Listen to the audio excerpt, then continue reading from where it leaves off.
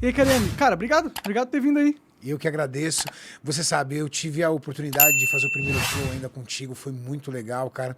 E dali nós desenvolvemos uma amizade. Eu tive a oportunidade de receber você no nosso sem treinamento. Sim, A gente malhei treinou lá um lá, tempo. então nós temos uma história junto. Eu te considero um grande amigo e pra mim é uma alegria receber esse convite e fiquei muito feliz de verdade. Ah, cara, obrigado demais. Inclusive, eu tenho que agradecer você também, porque quando deu a toda merda no Flow, você foi um dos caras que mais deu força pro Flow, Sim, né? claro. Tipo, você foi lá várias vezes. Os caras até brincaram que você tinha comprado o Flow.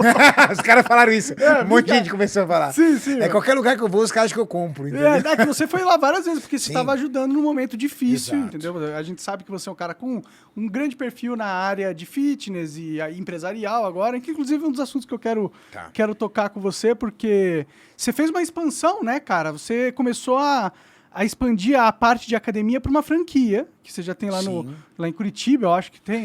É Maringá e Florianópolis. Ah, isso. Sabia que era no Sul, não lembrava exatamente aonde. Florianópolis. E aqui abriu uma franquia também. São Caetano. É tipo que você quer competir com a Smart Fit. Não. Não? Não porque o perfil da Smart Fit é diferente. O perfil da Smart Fit, na área, nós chamamos ela de low cost, né? Que é uma academia de preço baixo, com uma infraestrutura muito boa, onde ela tem volume de alunos. Mas esses alunos não necessariamente participam. Lembra que eu te contei a história? Sim.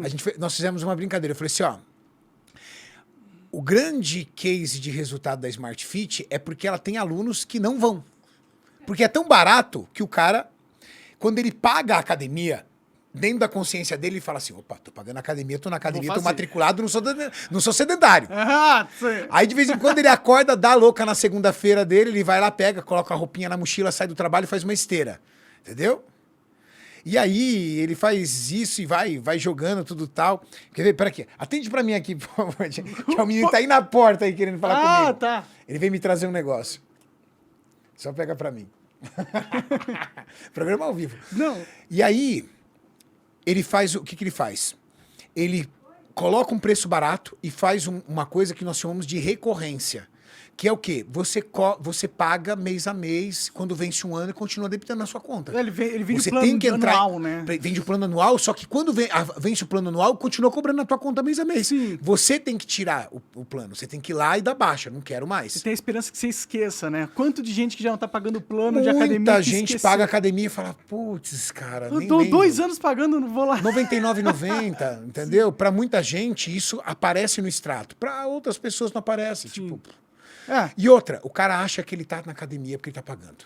sim, aí ele quer ter o carimbinho de, tipo, eu sou fitness, eu estou pagando com sem ir, né? Esse é o conceito da low cost. Então a sua é cara, a que você tá criando? É mais cara. Entendi. Na minha academia, por exemplo, Eu fui ver o preço, não achei R$200. Não é tão Para caro. infraestrutura, é muito barato.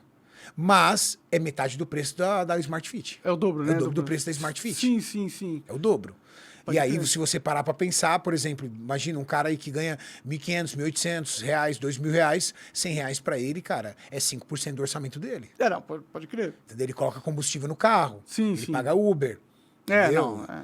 Ele- Então acaba dando uma selecionada no público. assim, dá digamos uma assim. selecionada, mas o preço ainda é muito bom. E evita essas pessoas que querem pagar,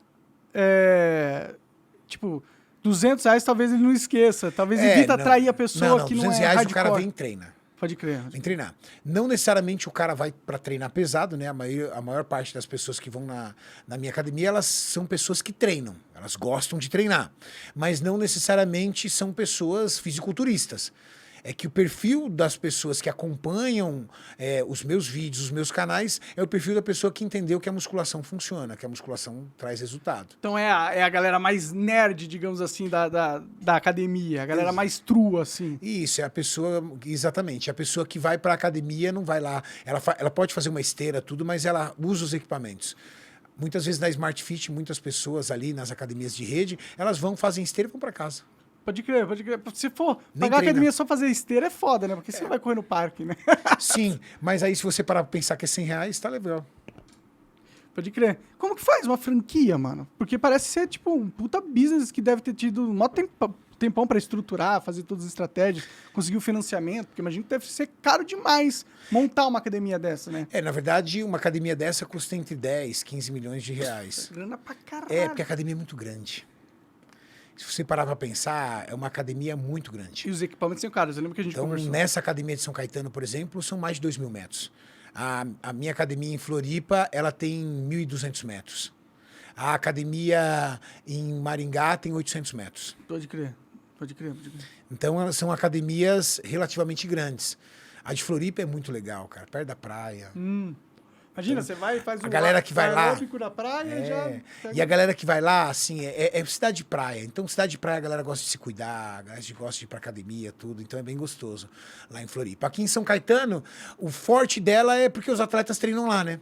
Então, por exemplo, a pessoa que vai na academia em São Caetano, ela vai encontrar eu, o Ramon, o Júlio, vai encontrar o Gabriel Zancanelli, Pacholoc, Rafael Brandão, todos os atletas que treinam nessa academia. Então, a galera vai lá, a galera que curte, assiste os vídeos, acompanha o fisiculturismo, vai lá, conhece o atleta, tira uma foto, faz um treino, se diverte, vira meio que um turismo. Sim, vira o point, né? O point Tanto que chega lá, tem gente de Goiânia, Mato Grosso, Minas Os caras Gerais. já iam lá invadir o antigo, né? Aí você vão trouxer isso aqui no negócio. O cara vem pra São Paulo resolver alguma coisa. Sim. Ele vem pra São Paulo fazer algum negócio. Ele vem pra São Paulo pra passar no médico. Ele vem pra São Paulo visitar um parente. Aí ele passa lá. Fora que deve ser um bom lugar pra fazer network e tal, assim, se inteirar no meio. Porque se todos os atletas estão lá, você vai meio que entrar, se quiser entrar no meio, ser ou até um comunicador, um jornalista do meio, né? Lá é onde você vai conseguir as informações, né? Isso é legal, mano. Isso aí pra mim é um passo do capitalismo que é avançado. Eu considero um passo avançado, montar uma franquia. A franquia você tem que criar um contrato, estruturar ela muito na parte burocrática e jurídica, né? Estruturar, realizar um contrato de franquia, estabelecer todas as etapas, fazer o que a gente chama de by the book, que é todo o processo que uma academia tem que ter para que ela mantenha o mesmo padrão. Entendi. Ela tem que ter uma identidade visual igual, ela tem que ter uma estrutura mínima igual, um padrão de máquinas e equipamentos, tudo que corresponde à academia para... Se o cara, por exemplo, ele tá aqui em São Caetano e ele vai lá para Florianópolis, é a mesma academia. Ele fala, pô, parece que eu tô na mesma academia. Talvez dadas as devidas proporções de tamanho, mas é igualzinha, cara. O local, o layout, o desenho, os emblemas, as máquinas, as cores, tudo. É uma experiência, então, garantir que a experiência... Essa parte é a parte difícil. Entendi. Agora, a Academia de São Caetano, ela é totalmente própria. Essa Academia de São Caetano, ela é do meu sócio, totalmente própria. Então, ele pagou, pagou ela direto. Entendi. A Academia de Floripa, sou eu, ele, o Júlio, o Eduardo Correia, o Paulo Mose, somos sócios. Legal. Também próprio. E a de Maringá, essa é franquia. É de um amigo meu, do Diogo Montenegro, que é um atleta, e um outro sócio dele. Legal, aí você pretende expandir, colocar uma academia em qual... Sim, tem muita procura, mas a ideia nossa é construir algo com aspiracional muito forte. Então, a ideia é ir fazendo ela crescer aos poucos. Por exemplo, agora eu tenho a intenção de montar só eu.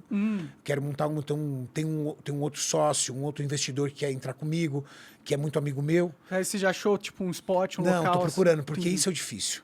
Porque lembra do By the Book que eu falei pra você? Dentro do livro que ela tem que ser, ela não pode ter 2 andares. Ela tem que ser andar único. Por quê? Porque a ideia de ter aquela visão de academia gigante, aquela ideia de amplitude, tudo, faz parte do aspiracional da academia. Faz sentido, entendi. A gente não quer uma academia que o cara tem que treinar a perna aqui, sobe andar para treinar a costa, sobe andar... Não, é uma coisa só. É uma plataforma única. Pode ser uma sobreloja, pode ser uma loja de rua, mas ela precisa ser um pavilhão único. E aí achar um pavilhão único, com 1.200 metros e vaga, tem que ter pelo menos 70, 80 vagas de estacionamento, não é fácil. Entendi. Então E deve ser um puto investimento também, pode crer. Mas é legal, né, mano? É legal você ter a sua própria franquia de academia, mano. Pra mim, legal. Pra um cara do seu ramo, da sua área, pra mim é meio que um endgame, assim, de tipo, Sim. Pra onde você vai depois que você tivesse lá academias em todos os estados, em todas as grandes cidades. E a academia, dentro da academia tem loja de suplemento. Dentro da academia vende as roupas da academia. Como a marca é muito forte, né? A marca Ironberg, porque nós ficamos, lembra, um bom tempo com a academia fechada. Não era aberta, era fechada. Só para atleta e... Só para atleta. Aquilo foi gerando um desejo muito grande nas pessoas de fazer parte. E isso é uma ferramenta de marketing muito forte. E aí, quando nós abrimos pro público, a galera já tava doida para participar. Pode crer, eles querem pertencer à comunidade. Quer fazer né? parte, Vocês formaram uma comunidade. É uma comunidade. Muito gigantesca de maromba, digamos assim. Exatamente. Né? E esses atletas, eles meio que se reúnem nesse local. Entendeu? O nosso bar. Pode crer. Isso eu acho é o nosso legal bar, demais. Entendeu? Então, os Promove atletas até a se união juntam. das pessoas, por exemplo, cara. eu treino com um atleta, que é o Pacholoc. O Ramon treina com outro atleta, que é o Horse. O Rafael Brandão treina com outro atleta, que é o Zancanelli. E aí, o cara, por exemplo, que acompanha os nossos vídeos, ele tá treinando do lado. Ele fala, caramba, eu tô treinando do lado de um cara que me inspira todo dia, do cara que eu acompanho na internet. Pode crer, isso deve ter até um efeito na moral dele treinar e conseguir resultados, né? Sim, tem um efeito motivacional. Cara, isso é muito legal, né? Você olha pra essas paradas que tu tá construindo, você se sente bem, assim? Me sinto bem. Eu fui no podcast com o Pyong Lee, fui no Pyong, e eu falei pra ele o seguinte, que quando você consegue a tua liberdade financeira, e a minha liberdade financeira eu conquistei com um pouco mais de 30 anos de idade. Eu me tornei sócio da indústria farmacêutica aos 30, eu lembro né? Desse case, demitiu seu chefe, né? Não, eu comprei a parte dele e ele morreu faltando uma semana pra completar. Eu lembro. A história do que queria se aposentar aos 60, Isso. E ele morreu faltando uma semana pra 60. É verdade. Esse corte desse nosso podcast, cara, ele tem milhões de visualizações. Uma milhões puta história, essa aí, uma puta história. E aí, dali então, aí você tem que construir propósito, né? E aí o meu propósito hoje é conseguir aproximar as pessoas de um estilo de vida diferente. Uhum. Então, é conseguir trazer as pessoas para um estilo de vida, vamos dizer assim, fitness. E o que seria o fitness? O fitness não é necessariamente fisiculturismo. Fisiculturismo é alta performance. Fitness é wellness, é qualidade de vida. Então, é mostrar para o cara que ele tem tempo, sim, para treinar 1 horinha por dia, ou pelo menos 3, 4 vezes por semana. Que comida saudável ele vai perder o mesmo tempo para comer se for uma comida não saudável. E esse propósito, quando você monta as academias, aumenta ainda mais. Porque o cara vem para dentro da tua casa, e dentro da tua casa você tem uma cultura, e o cara começa a receber essa cultura. As academias nossas, como a maioria das pessoas que fazem parte lá, e que são as inspirações, são pessoas regradas, o cara entra lá e ele é contaminado por esse ambiente, você sabe, o ambiente contamina. É verdade. Ele é contaminado por esse ambiente e ele vai começando a mudar. Você não quer decepcionar a galera lá, que tá todo mundo ali pró de uma coisa, aí se você começa a ficar meio não pró aquilo, você se sente mal. Você fala assim, pô, tá todo mundo animado aqui, todo mundo indo bem, os caras fartão ali, todo mundo feliz, e eu tô aqui sendo, não. Ser humano é ambiente, né? Sim. Então, se eu começar a conviver com pessoas sedentárias, só sedentárias, que bebe todo dia, que não tem seletividade para comer, que tem atividades apenas sedentárias. E eu conviver com essas pessoas todos os dias. E não conviver com ninguém mais do fitness, é uma questão de tempo de eu começar a adotar hábitos do meu ambiente. Isso não tem jeito, isso é ser humano. Ser humano é ambiente. Sim, não funciona comigo isso aí. Hã? A Luana, ela é fitness, ela vai, malha, tá, mas não consegue, mas me influenciar. A Luana é fitness, mas quantas pessoas ao seu redor que não são fitness? Tem o Coca, né, que tá emagrecendo agora, mas não é fitness, né, Coca? Vamos ser só sinceros, né? Né, Coca? É de Coca. 0, pelo menos? Se fosse, nem bom. 0, ferrou, velho. Porra, Coca. Entendeu? Mas antes coca do que cocaína. Eu sempre tenho que dar um disclaimer, não é coca de cocaína, galera. Então, o ambiente é esse. Agora, se o cara tá nesse ambiente, por exemplo, os amigos dele é da comida, da bebida, a família, tudo tal. Só que ele entra e ele decide mudar. E ele entra numa academia que o ambiente é totalmente contrário ao que ele convive, e ele começa a construir ali vamos dizer assim, uma sociedade diferente, cara, ele começa a ficar na academia, ele fica lá mais do que 2 horas. É muito comum na minha academia, você chegar lá, o cara treinar, sentar e ficar conversando, conversa e vai passando ali a tarde inteira. Tu não fica puto com isso, não? Não, sabe por quê? Porque quando ele termina o treino dele, tem áreas lá de convivência, então tem mesas, tem cadeira, a galera fica lá sentando, batendo papo, conversando, mexendo no celular, jogando conversa fora, e esse ambiente, o cara fica ali 2, 3 horas, ele consegue construir o ambiente para mudar. Pode crer. Eu acho que esse o estilo fitness de vida tem sido uma força muito positiva para a sociedade nos últimos anos, sabe, cara? Porque tanta coisa que a gente vê na mídia são agendas destrutivas, entendeu?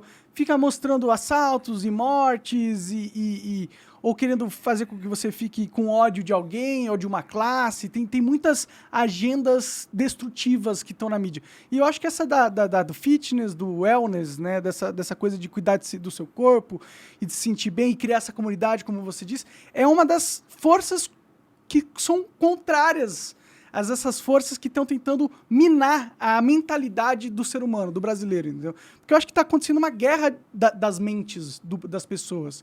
E tem gente que quer jogar para o mundo mensagens negativas para deixar com que as pessoas fiquem mais fracas. E eu acho que vocês fazem justamente o oposto.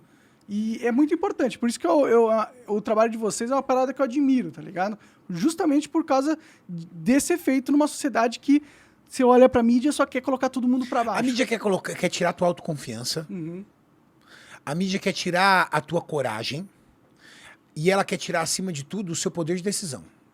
Então alguém tem que decidir por você porque você é incapaz de decidir. Exatamente. Então tem que ter um pai, alguém ali pra te ajudar, entendeu? Um pai, entre aspas, não o seu pai de sangue. Se fosse pai de sangue, ele tava bom, né?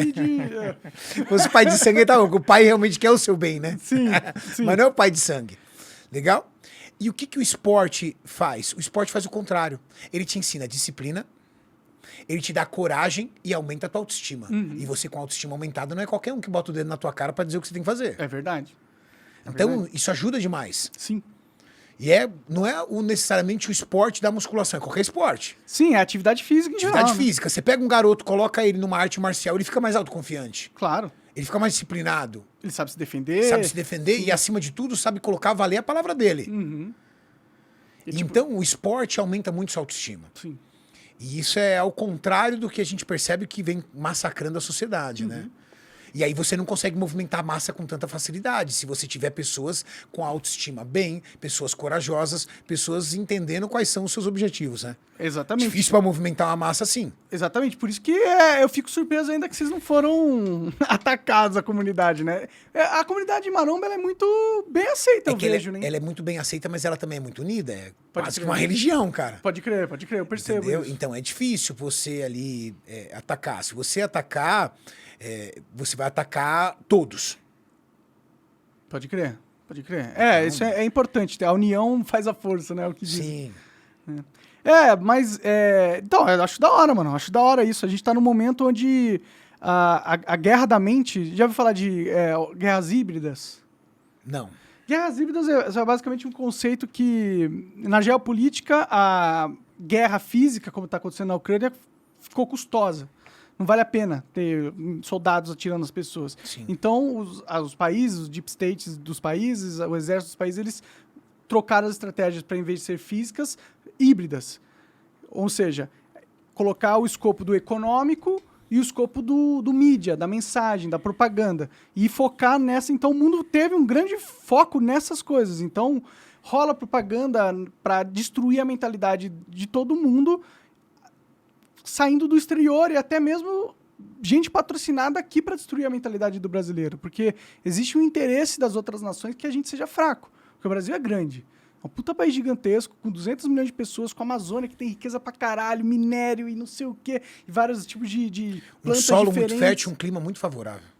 Então a gente é perigoso. O Brasil é perigoso. Então não dá pra deixar uma população perigosa dessa acordar. Imagina se a gente vira uma China da vida, que começa a ficar grande, rica e começa a falar, tá, agora o mundo vai funcionar dessa forma, não da forma com que os Estados Unidos quer, não da forma com que a China quer, não da forma com que a Rússia quer. Eles não querem um Brasil disso. Então eles focam em transformar a mente do brasileiro na coisa mais confusa possível. Então a gente vive num momento que é muito necessário trabalhos de empoderamento individual, entendeu? Vou fazer uma pergunta meio polêmica aqui. Tá. Você acha que isso está correlacionado a gente perceber que, em média, a maioria dos caras do fisiculturismo tendem a ser de direita? Ou você acha que isso é um estereótipo que eu tô colocando à frente aqui agora? É bem diverso o pensamento político lá. Quando a gente estava em época aí de eleição, eu tive a curiosidade de fazer uma enquete no meu Instagram. sobre os dois candidatos, um candidato de direita e um candidato de esquerda. E 78% dos seguidores afirmaram ser de direita. Mas a pergunta é, será que é porque a direita não é mais forte na rede social? Não acho que seja, cara. Você viu o Você que a acha que a esquerda fez comigo? Sim, mas você concorda comigo que a esquerda que fez contigo é a esquerda forte, mas é a esquerda que elege? Foi a esquerda que elegeu o Lula, pô. Será que foi a esquerda que elegeu o Lula? Por exemplo, dentro da minha fábrica, eu fui fazer uma enquete ali, uma pergunta ali, normal ali entre os funcionários. 90% da classe operária da fábrica votou no Lula. Entendi. E ele não necessariamente está no Instagram. Pode crer, pode crer. 90%. Se você pegar que a minha fábrica, 60% da fábrica é área produtiva, a minha fábrica elegeu Lula. Pode crer. 60% dos meus funcionários estão na fábrica e 40% em outras áreas. Escritório administrativo, fiscal, comercial, essas coisas. Então, eu posso dizer que a minha fábrica, a maioria é esquerda. E eu tenho de certeza que a minha fábrica, que tem média de 100 funcionários, ou seja, uma fábrica relativamente pequena, ela é um plano de amostragem para todas as outras. Eu garanto para você que todas as outras terão as mesmas métricas. A gente está falando de São Paulo, Sim, então... e Nordeste, e Minas Gerais. Então, eu não acho que o fisiculturismo é de direita. Eu acho que as pessoas que estão na internet... Mas quem está na fábrica não é de fisiculturismo, eles só trabalham na fábrica. Exatamente. Eles não são necessariamente fisiculturistas. Não, é que você falou assim, é que eu acho que a esquerda, ela tem muita concentração em outras categorias, como a classe operária. Ah, sim. Entendeu? Essas categorias. Mas então não seria... Tipo, eu não vi nenhum dos caras famosos do meio maromba declarando voto no Lula. Mas eu vi... gente apoiando o Bolsonaro, entendeu? Sim. Eu acho interessante. Eu não gosto desse preconceito, essa divisão entre esquerda e direita. Pra mim, todo mundo é ser humano e Sim. esquerda e direita é só uma caixa de ideologias que você pode se associar ou não, mas de verdade você não tá nessa caixa. Você é um ser humano independente e livre que pode pensar. Claro. Que eu acho que foi a grande maioria. Até porque eu acho que essa eleição, quem entende de política, olhou entre esquerda e direita. Quem não é uma pessoa que entende de política, ela olhou 2 candidatos e qual ela tinha mais empatia. Uhum. Entendeu? Um tava aproveitando picanha, né? Exatamente. Um tinha uma empatia muito grande. Sim. E o outro não tinha uma empatia com todas as pessoas. É verdade.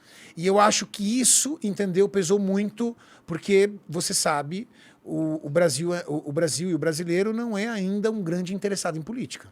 Estatisticamente falando. Tá aumentando, mas ainda... Tá aumentando, mas estatística. Vamos pensar em estatística. Claro. Vamos pensar nos milhões e milhões de brasileiros. Não é verdade?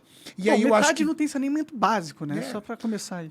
Então, o que eu acho? Eu acho que foi uma...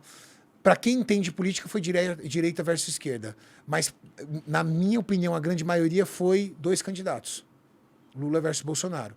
E eu acho que o Lula conseguiu construir mais empatia com o público e com o povo e conseguiu vencer. Vencer assim também, mas também foi tudo muito apertado. Foi apertado. O país está dividido. Sim, está dividido. Inclusive, está rolando várias coisas que são preocupantes, entendeu? Aí, não parece que o Brasil está caminhando para uma pacificação, entendeu? Parece que, inclusive, está caminhando para uma radicalização das pessoas. A direita está cada vez mais radicalizada.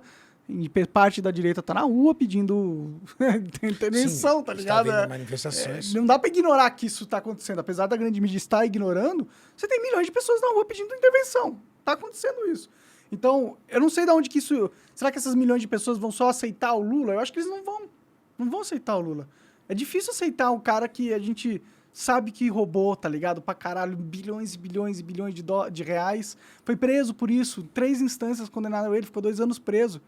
Tipo, e agora ele é o presidente, e agora ele é o líder da nossa nação, o representante da nossa nação pro mundo inteiro. É um cara que todo mundo sabe que já fez merda pra caralho e que colocou o Brasil numa situação ruim. Sim, então, como que vai engolir isso? Pra muita gente é difícil, entendeu? Sim, mas o que a gente também vai ter que engolir é que isso foi também um processo democrático, né? Isso que é pesado. Então...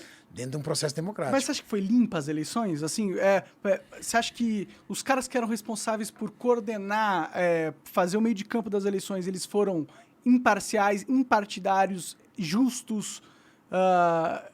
Não foram, na minha opinião. O TSE mandou calar um monte de gente. Cara, eu fui censurado do YouTube, pô. Sim. E eu nem apoio o Bolsonaro, nem apoiei, eu não votei em ninguém nas eleições passadas, acabei de pagar a multa lá. Você não votou? Eu não votei. Eu tava lá em Curitiba, meu título. Mas eu fui censurado, como se eu estivesse atacando a democracia. Só porque eu vi uma informação e falei, ó, chegou essa informação aqui pra mim, eu achei interessante, não sei se é verdadeira, queria saber mais. Foi a única coisa que eu fiz. E aí eu fui censurado pela justiça. Tipo, é censura, tá ligado? É a época da ditadura militar. Teve um cara que pegou sem nenhum procedimento de, tipo, ele não foi o MP que pediu, tá ligado? Ele não me deu chance de me defender. Eu nem consigo acessar o processo, Renato. Eu não consigo acessar, tá em segredo de justiça. Eu não tenho nem a capacidade de... Mas está sendo processado. Eu fui censurado, então alguma coisa tá acontecendo. E aí eu não consigo encontrar o processo. Tá em segredo de Estado. Pra você ver, tipo, a situação que a gente está vivendo agora no Brasil é muito preocupante. Tipo, talvez as pessoas achem que eu estou exagerando ou querendo fazer parecer alguma coisa maior só para chamar atenção, mas não é essa a intenção que eu estou falando. Eu estou realmente vendo que o circo está pegando fogo de um jeito muito ruim. Quando o STF pode censurar as pessoas que é contra a Constituição e pode fazer decisões sem ser provocado pelo MP, que também é contra a Constituição, pode censurar parlamentares que têm foro privilegiado e imunidade parlamentar, que também é contra a Constituição. O STF, literalmente, deu carta branca assim mesmo para tomar qualquer decisão dentro do aparato estatal sem ter que ter nenhuma base legal mesmo, sem ter que ter uma lei dando poderes para eles. Então, eles viraram ditadores do Brasil. A gente hoje vive numa ditadura. Então, para mim, é muito preocupante isso, porque qual que vai ser o futuro de uma nação onde você tem um cara que é capaz de calar todo mundo aqui e é capaz de mandar prender quem ele quiser, de bloquear contas de empresários, como aconteceu com o do Luciano Heng e todos os outros caras lá por causa de mensagem no WhatsApp? Qual que é o futuro dessa nação? Ainda mais quando um presidente que assume é o Lula. O Lula, o cara que roubou bilhões, ele assume junto com um Senado e um Congresso omisso que não fazem nada e um Supremo ditador. Então, eu tô achando que a gente está indo ou para uma guerra civil, que é algo que eu não desejo, mas pode acontecer, a gente está caminhando para uma ruptura, ou a gente está caminhando para uma consolidação de uma ditadura autocrática e o país simplesmente vai ficar na mão de bandido, na minha opinião. Então, eu tô preocupado, tá ligado? Por isso que eu trago esse assunto. Entendi, na questão das eleições, é aquilo que eu te falei. Eu trago a estatística da minha fábrica. Eu acho que tem muita gente, mas muita gente mesmo, que acreditava e votou no Lula e acreditava que ele era o melhor para o Brasil. Eu não sei. Então, eu particularmente consigo enxergar quem são os eleitores do Lula, quem elegeu o Lula, a galera que acredita que realmente ele vai trazer. E aquilo que eu te falei, por um discurso de empatia, né? Claro, um discurso bonito. Um discurso de empatia, exatamente, um discurso de empatia. Eu acho que ele foi persuasivo dentro daquilo que ele precisava, dentro daquilo que ele pretendia. Ele foi muito persuasivo e foi muito assertivo. E aí acabou dando certo. Eu tive a oportunidade de fazer um podcast com o presidente da República, o Jair Bolsonaro. Foi ainda em primeiro turno. Uhum. E foi próximo ali às eleições. Nós tivemos a oportunidade de colocar 400 mil pessoas ao vivo no podcast. Ele tinha acabado de sair do programa do Pânico, da Jovem Pan. E dentro daquilo que nós vimos, aparentemente, as estatísticas davam já a vitória para o Lula, mas a gente viu uma movimentação muito grande da direita. E aí a gente achava, poxa, será que as pesquisas de boca de urna realmente estão corretas? Porque, afinal de contas, a gente vê uma movimentação tão grande na internet a favor do Bolsonaro. A movimentação era muito grande a favor do Bolsonaro. Só que o que aconteceu? Em primeiro turno, a gente percebeu o quê? Que o Lula venceu e venceu com uma boa margem. Assim, para recuperar num segundo turno seria muito difícil. Sim. E aí, as pessoas que a maioria delas a gente achava que seriam aliados do Bolsonaro não foram. E acabaram mudando seu discurso e tornaram-se aliados do Lula, como, por exemplo, Ciro Gomes. Ah, sim. Ou João Amoedo. Entendeu? E isso acabou deixando a situação ainda do Bolsonaro ainda mais difícil. Só que, dentro do segundo turno, o Lula teve o cuidado de também não entrar em nenhuma polêmica. selecionar muito bem os lugares onde foi e O conseguir... Lula teve apoio da mídia também, toda, né? Toda. Ele não, Então ele não precisava se de ele ir em falava alguns uma lugares. merda, eles nem publicavam a merda. Se o Bolsonaro falasse uma merda, ia ser manchete 24 horas por dia na Rede Globo e Sim. tudo. Se o Lula... Ele falou merda, ele falou que você vai bater em mulher, não bate em casa, bate na rua. Ele falou isso. Merda pra caralho, tá ligado? É o que ele falou. Só que eles não dão atenção. Porque tem um jogo aí. O jogo, na minha visão, tá comprado, tá ligado? Não tô falando que teve fraude, não tenho evidência de fraude. Mas que houve uma união do judiciário, do PT e da mídia contra o Bolsonaro, houve. E tipo, independente se o Lula... O Lula ganhou, tá? Independente do Lula ou do próximo presidente, não é aceitável a gente ter um país onde um ministro do Supremo pode passar por cima da Constituição. Isso não é um país sério, cara. Se acontecesse nos Estados Unidos isso, é a crise da República, tá ligado? Se o ministro ele pode ignorar a Constituição, ele pode fazer o que ele quiser. Ele pode fazer o que ele quiser, porque é a Constituição que baliza os poderes dele. Se não baliza mais, o que baliza? Entendeu? Então isso é preocupante, independente se o Lula vai ser presidente ou ganhar... Mas dentro da sua concepção, na onde você acha que ele ignorou a Constituição? Primeiro, quando ele instaurou aquele inquérito das fake news, que é completamente ilegal. Ele não pode ter um processo jurídico onde ele é a vítima, ele é o promotor, ele é o advogado, ele é o juiz, ele é tudo. A gente tem um processo de justiça que demanda um certo procedimento, entendeu? Você tem que ter... O juiz ele tem que ser imparcial, ele não pode ser a vítima do caso, tá ligado? Então, isso já é legal por si só. Segundo, que ele começou a implementar censura. Censura é inconstitucional. Se a gente for olhar na Constituição, tem o artigo 220, ele veda a censura de todas as formas. Então, censura nunca foi constitucional. Então, só o fato dele estar implementando censura do jeito que ele está fazendo, que ele nem precisa ser provocado pelo MP, isso é inconstitucional, isso é contra a lei. Ele fugiu completamente dos parâmetros, das 4 linhas da Constituição. Então, isso é ultra grave, na minha opinião, entendeu?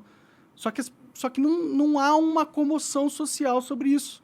Porque ele vem fazendo isso há mó tempão. E o que o Senado fez? Os senadores que tinham que impeachment ele, o que eles fizeram? Nada. Então, sei lá. É complicado, assim. Eu fico com medo. E se me mandarem prender amanhã? Eu vou levar um whey pra você lá na casa. Vai ter que levar uns whey. Vou levar uns whey lá pra você ficar fortinho. Mas não é ditadura? É ditadura. Então, cara, eu tô fazendo meu green card, eu vou vazar daqui. Eu não vou viver num país que é uma ditadura, não vou viver numa ditadura. Né? Você acha que eu tô exagerando? Não sei, porque não é muito a minha área, o Monark. Lembra que eu te falei, eu não sou muito da área da política. O que eu consigo enxergar são 3 coisas, assim, de forma lúcida. Na minha opinião, a vitória do Lula foi válida. Para mim, ele realmente ganhou nas urnas e ele foi votado, na sua maioria. Porque eu vejo, eu consigo ver, enxergar, e eu fiz estatísticas de pessoas que realmente votaram no Lula e por exemplo, em casa, entendeu? Tem pessoas, por exemplo, eu conversei, por exemplo, com as pessoas que trabalham comigo em casa e na maioria eles votaram no Lula. Não, eu sei que teve muita gente que votou. Então, eu acho que a vitória do Lula foi válida. Segundo ponto, entendo toda aquela questão do Lula e realmente tem coisas que são bem complicadas com relação a ele. Mas quem escolheu foi o povo. E aí? Não. Eu nem contesto nada nesse sentido. Eu não estou falando nem da presidência, estou falando do judiciário. Não é um problema um judiciário que está cometendo crimes? Na minha visão, é um problema, entendeu? Só isso que eu estou querendo jogar para a sociedade. A gente está numa ditadura do judiciário. Isso aqui não é normal. Não é normal o que está acontecendo, cara. Mas Censura não é normal. Mas eu também vejo que as mídias também apoiaram. Apoiam, a mainstream mídia apoia. Muito forte. Eu acho que muito do que de repente a gente pode achar que era censura vem isso de pessoa jurídica, não do judiciário.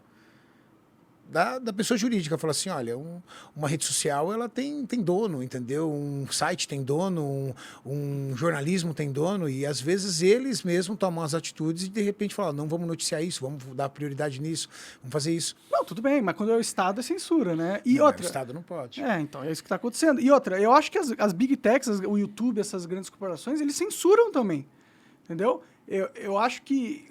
Quantas pessoas eu não conheço que que é bloquear, perderam conta no Instagram, no Twitter, ou quando você vai tentar seguir, a pessoa aparece. Você tem certeza que você quer seguir essa pessoa? Tem isso? Tem isso, tem. Tem certeza? Tem, você nunca viu? Tem pessoas Não. que, se você for tentar seguir no Instagram, eles vão falar, você tem certeza que quer seguir essa pessoa? Olha que interessante, eu nunca tinha visto. É porque existe uma censura tecnológica das grandes empresas, Big Techs. Você está acompanhando a compra do Elon Musk? Eu vejo algumas brincadeiras ali, ele dizendo que... Bom, primeiro ele disse que ia comprar, aí depois ele resolveu fazer uma análise financeira melhor da empresa. Depois que ele fez a análise financeira, ele disse que ia devagar. Agora ele meteu mais uma notícia, mas eu acho que ele gosta de um hypezinho também, né? Ah, não, ele é o mestre do hype, Então, né? aí ele já jogou toda a notícia, vou comprar, mas vou comprar para deixar ela uma empresa livre. Mas aí ele já ainda não comprou, entendeu? Não, ele comprou. Agora ele comprou mesmo. É dele.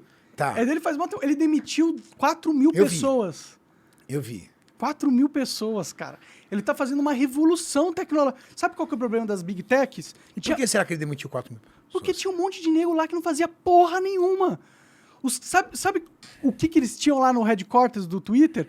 Tinha tudo, sala de sinuca, não sei o quê. Sabe qual que era a média de custo por refeição de um funcionário no Twitter? Quanto custava uma refeição, em média, no funcionário do Twitter? Chuta. Vai, vou pensar num padrão americano, uma refeição em média $20. $400. Caramba. O Twitter era uma empresa de um monte de gente que não fazia nada, tá ligado? E como é que gera lucro numa empresa dessa? Porque eles tinham muito investimento, eles tinham...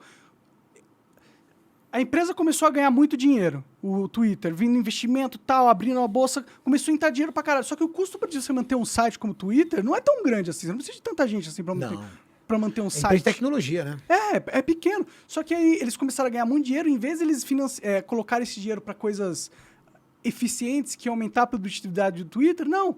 Eles começaram a contratar um monte de gente sem necessidade e dar um monte de benefícios para as pessoas, criando uma cultura dentro da empresa de trabalhar pouco, receber muito e ter várias regalias, tá ligado? Então, E qual era o plano? não tinha plano. Não tinha plano. Por isso que o Twitter ele nunca deu lucro na vida. É uma empresa deficitária, sempre foi, entendeu? Então, quando o Twitter é comprado pelo Elon Musk, ele vira dono privado, inclusive ele sai da bolsa. Então, o Elon Musk ele pode fazer o que ele quiser com o Twitter. Ah, agora é limitada ela? É dele sozinho, nem tá. Você não pode comprar ações do Twitter se você quiser, entendeu? Na bolsa Legal. de valores. Então, ele chegou lá e falou assim... Imagina ele pegar, o Elon Musk, ele pega, transforma essa empresa limitada, manda 4 mil funcionários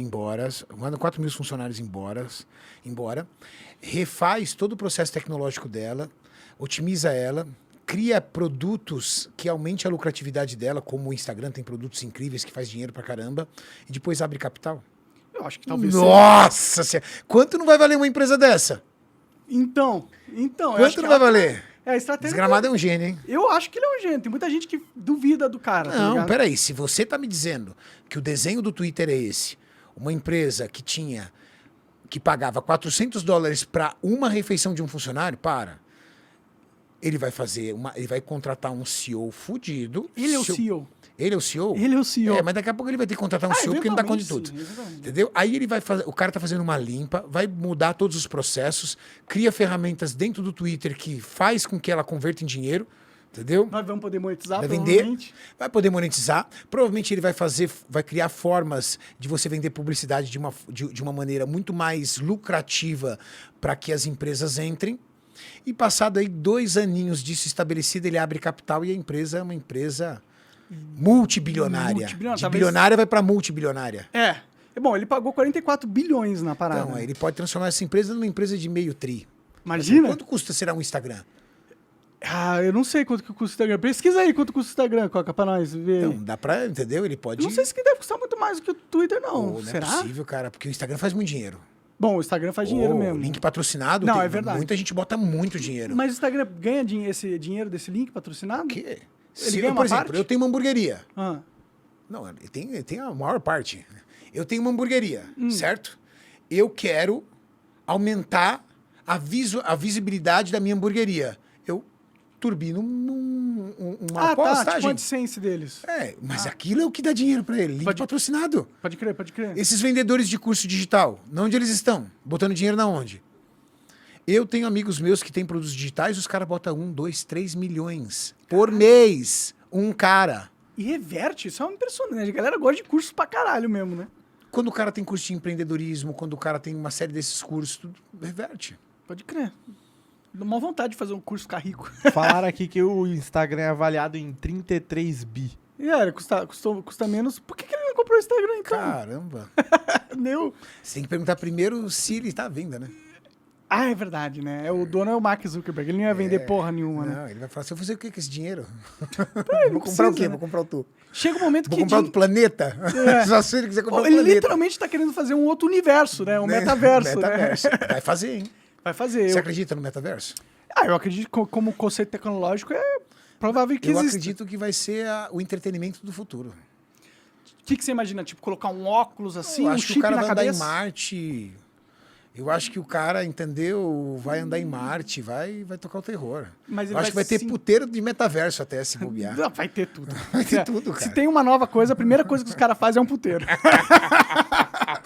Abre uma cidadezinha em qualquer lugar. Ele faz um puteiro, entendeu? O bar, o puteiro e a igreja. É o que tem que Pronto. rolar. E vai ter tudo isso no metaverso. Você viveria... Você não viveria nunca no metaverso. Nem ferrando, Você é um cara. cara... Não tem nada a ver Vida com real máxima. Vida real máxima pra mim, né, cara? Ó, eu, por exemplo, eu não sou um cara de jogar videogame. Eu adoro meus amigos gamers, a galera do game e tudo, mas eu não sou um cara de jogar videogame. Você joga o videogame de melhorar o seu personagem, né? Então eu não sou um cara muito de jogar videogame, eu não sou um cara muito de... Eu não sou um cara muito tecnológico, eu sou um cara muito ligado em rede social. Você não acha que você não é um cara... É o relógio mega tecnológico aí. Você Sim, não parece ser um exatamente. cara, um tiozão que não entende de tecnologia. Não, mas não sou um cara, por exemplo, aficionado, assim, por tecnologia. Sim, tudo bem. Dentro daquilo que me interessa. Pô, o Renato tá com esse relógio, mas esse relógio ele me interessa porque ele me liga no fitness. É Então, quando eu verdade. vou fazer minha atividade física, ele vai me responder o quantas calorias eu gastei, quanto tempo eu gastei, tudo E tal. ajuda mesmo essas paradas? Ajuda. Te ajuda, é, assim, como é um pouco profissional? subjetivo, mas ajuda. Por que é um pouco subjetivo? Porque, na verdade, um relógio que mede a quantidade de calorias que você gasta numa atividade física, ele leva em consideração seu peso e sua altura, certo? E aí, sua frequência cardíaca, o nível que você gera de intensidade na sua frequência cardíaca versus seu peso versus sua altura, ele estima calorias. Só que, às vezes, o seu peso pode ser de massa gorda, não de massa muscular. E é massa muscular que consome mais energia. Pode crer. Então, o seu gasto calórico está ligado à sua taxa de metabolismo basal, que é a sua taxa de repouso. Quantas calorias você gasta parado? Por exemplo, você deve ter mais ou menos... Quanto você tem de altura? 1,80. Quanto você pesa? 94. Então, você deve ter aproximadamente na base de umas 1.800 calorias de taxa de metabolismo basal. Mais ou menos isso, se eu fizer as crer. contas. Tudo que você gastar numa atividade física é relacionado a esses 1.800. É uma base. Aham. Então, gastei 400 calorias num cardio. Se você tiver 1.600 de basal, vai ser um pouco menor. 1.200 vai ser um pouco menor. Entendi. 3.000 vai ser um pouco maior. O gasto que você gera dentro de uma atividade física está ligado à sua taxa metabólica basal, que é a sua taxa de repouso. Seu gasto calórico em repouso. E esse equipamento, ele faz uma estimativa, mas é uma estimativa próxima. E o que é legal de você usar um relógio desse e tudo? Porque você pode, às vezes, criar meta. Você presta atenção no dia, por exemplo, minhas calorias eu gasto todo dia 400. Aí ele, gastei 360, vou fazer mais 5 minutos. Entendi. Se manter... Entendeu? Se manter dentro de um padrão. Então ele ajuda nesse aspecto. Pode crer. Da hora demais. Mas você tava falando sobre outra coisa, eu meio que... Na verdade, a gente estava falando sobre comprar o Twitter, depois o Twitter, o metaverso, depois o metaverso a gente descobriu que o Instagram toma pau do Twitter em valor. Verdade. Mas o Elon Musk perdeu dinheiro nessa parada aí. Só se ele fizer essa parada aí. Só se ele pode virar fizer esse um jogo. milagre, né? Eu vou adorar ver. Pra mim é uma saga, entendeu? Uma saga Imagina assim, ele fazer. Aí vai ser o case, hein? vai ser um case. Comprar por 44 bi. O cara que compra uma empresa que não dá lucro por 44 bi, ele comprou uma empresa que não queria ser vendida. Você concorda comigo? Por exemplo, sua casa. Digamos que sua casa seja avaliada, por exemplo, em $500 mil. E aí você chega aqui, alguém chega pra você e fala assim, eu quero comprar tua casa. Não, mas não tá à venda. Mas eu te pago $1 milhão. Tá bom, tá vendido. Tudo tem um preço. Claro. É verdade. Eu acho que isso pesou pra ele. Vamos combinar, pro Twitter ser mais caro do que o Instagram? Não Quantas era, pe- Não, peraí, quem usa mais? Estatisticamente falando, qual é a ferramenta mais usada? Eu acho que deve ser o Instagram. Porra, não dá pra comparar. Só que o Twitter tem um peso político que o Instagram não tem, né? Sim, aí já entra num outro reflexo, né? Sim, tem coisa... Não é money. Aí entra num outro game. Né? É, o jogo do poder. Você não pensa que você tá jogando o jogo do Money agora. Sim. E agora jogo... não, né? Faz tempo. Faz tempo, sim. Mas A no minha, momento você está a minha nele. indústria ela é muito maior do que o fitness. Em termos de rendimento pessoal para Rendimento, você? tamanho, tudo. Ah, entendi. Então... Mas você ainda tá no jogo de acumular mais capital e tal. Você nunca pensou em ir pra política, por exemplo? Não. Teve o... Felipe Franco Felipe virou Franco candidato. ele E ganhou. foi ele eleito. ganhou, Felipe Franco foi eleito? Não. Por que não? Eu também tenho a mesma opinião que você, entendeu? Eu não gostaria de ir pra Bom, política nunca. Mas por quê? É o seguinte. Primeiro, se você... Eu tenho amigos meus que são políticos, conheço vários.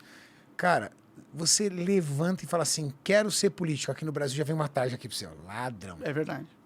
Então, tudo que você conquistou a vida inteira trabalhando, tudo que você conquistou de patrimônio, tudo, já vai ser questionado. É verdade. Quando você Mas entrar, vai falar... você, "Ih, todo mundo conhece você. Ninguém assim, vai questionar como você... não, chegou no beleza, seu mas patrimônio. o Renato tem 4 carros importados. Aí daqui 4 anos ele é político quando ele troca. Ah, mas ele trocou esse carro com que dinheiro? Pô, como com que dinheiro? Eu Tem passei uma a minha vida indústria, inteira trabalhando. Mas é difícil. Sim. Nós conhecemos casos de políticos que eram empresários e dá esse problema. Segundo, para você entrar na política, você tem que entrar com um propósito. Porque financeiro, por exemplo, no meu caso, não é. Entendeu? É um propósito. Certo. E para você entrar nesse propósito, você tem que entregar a tua alma nisso. Tempo, tudo. Eu não me vejo entregando meu tempo em cima disso. Eu me vejo entregando meu tempo dentro das redes sociais, convencendo as pessoas de entrarem e mudarem de estilo de vida. Agora, no futuro, não sei. Hoje não tenho a menor intenção. Com 60 anos... Aí talvez, se de repente eu não consigo mais, através do meu estilo de vida, inspirar as pessoas a mudarem o seu estilo de vida, de repente eu tô velho. Fit é uma coisa de jovem, né? Tanto que a galera me chama de tio. Bom, é que você Na tá há verdade, muito tempo já, ele já te A conhece. galera me chama de tio, entendeu? Na internet. Se de repente eu não conseguir inspirar e eu achar que através do meu propósito eu consigo entrar na política e trazer algo pro esporte ou para algo que esteja de acordo com os meus princípios, aí de repente eu posso tentar. Mas para mim política é propósito, pelo menos para mim, não é carreira. Mas acho que você nunca vai deixar de inspirar, né? Tem Sim, muito. Você é o Arnold Schwarzenegger aí, velhaco e tá, Verdade, porra, 71 anos. cacete, Inspirando pra caramba. Então, acho que não é uma coisa que você tem que se preocupar. Mas é né? Arnold, né, pai? Acho que foi governador da Califórnia, cara. Ele foi pra política, né? Foi governador da Califórnia. Eu acho que foi 2 vezes, né? Acho que ele foi reeleito. Se pá foi. Aí, ó, Noel vai ser o Falar nisso, primeiro... que judiação da Califórnia, hein, cara? Tá ruim? Eu não... Ô, louco. Você viajou lá recentemente? Não, cheio de homeless, assim, a situação. Eu ouvi falar disso aí. Tem algumas políticas esquisitas lá, pequenos delitos não são mais crimes. Tem umas coisas muito loucas lá, cara. É um governo muito esquisito. E aí amigos meus que moram lá estão se mudando. Porque fala assim, cheio de mendigos, cheio de pessoas usuárias de drogas na rua. Falou que a Califórnia não é mais aquela Califórnia. Principalmente a região ali de Venice, Santa Mônica, uma região bem bonita. Falou que tá bem abandonado, cara. Pode crer, tem o Pier lá, né? O Pier de Santa Mônica, Venice, que tem a academia do Arnold lá, a Meca. Isso é triste, né? É meio que... Bom, a gente vai ver o que acontece aqui no Brasil. Mas isso é uma questão também. política. Ali é uma questão totalmente política. Porque a gente está falando de um país extremamente desenvolvido e de um Estado que está realizando um governo, uma sequência de governos que tomam decisões que acabam trazendo impactos negativos pro Estado.